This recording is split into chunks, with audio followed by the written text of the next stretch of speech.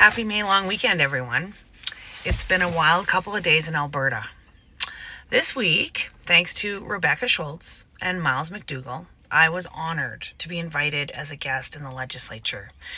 And on Wednesday, I was actually in the chamber when the judge's decision on the petition dropped. Right now, at the doors, one name keeps coming up: Danielle Smith. She's in a very precarious position. If she had accepted the court ruling, a huge chunk of her base would have revolted. And by appealing and standing up for the democratic process, her critics accuse her of supporting separatism. But supporting democracy is not the same as supporting separation. There are roughly 3 million eligible voters in Alberta. Between the two recent petitions, more than 700,000 Albertans got involved one way or the other. And when Alberta historically only sees around 65% of eligible voters mark a ballot in provincial elections, that level of civic engagement is remarkable, and it cannot be dismissed just because the topic makes some people uncomfortable. Albertans deserve to be heard. And here's something that nobody's saying. Whether the question should be, should Alberta leave Canada or should Alberta remain in Canada, the outcome sends the exact same message. It will reveal how many people are okay with the status quo.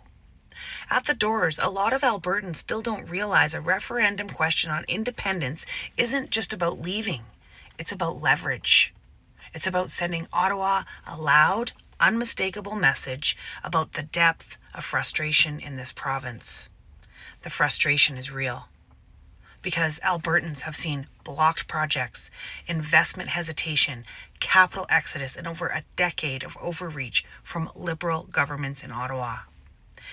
Mainstream media does an excellent job at dismissing and misinterpreting Conservatives' concerns. So many Albertans don't understand the real opportunity to use tools like the Clarity Act to force serious constitutional conversations and negotiations within Confederation.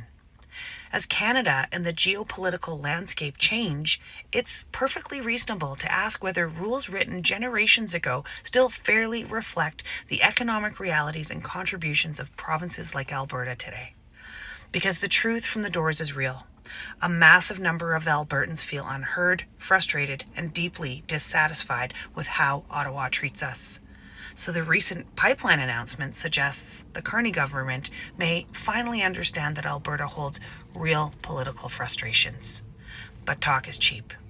And until Carney actually uses his power to get nation-building projects built, not just promised, skepticism will remain high.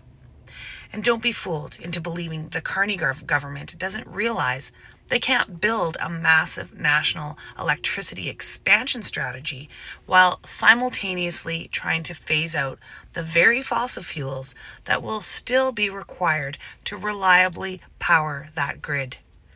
Modern economies still need dependable baseload energy. And if Canada is serious about nation-building projects, then we also need nation-building economic policies rooted in conservative principles that actually make these projects viable for private investment, job creation, and long-term tax revenue growth. Strong economies fund strong countries. This pipeline wouldn't just help Alberta. It would deliver tens of billions of dollars every year to the entire country. Money that would transform healthcare, education, infrastructure, and affordability from coast to coast. So that's why we need a new and better deal with Ottawa to ensure pipeline announcements become reality and not just pipe dreams. But here's the real elephant in the room. Like it or not, Conservatives have a bad habit of fracturing, and that's dangerous right now. More than ever, Conservatives need to remember we're united in our shared values like democracy, fiscal responsibility, freedom, choice, and accountable government. I support a strong and sovereign Alberta within a united Canada. This is the moment for Alberta Conservatives to come together around solutions and strength, not turn on each other and hand victory over to our opponents. Unity is the only winning strategy. And the buck stops with Averbuck.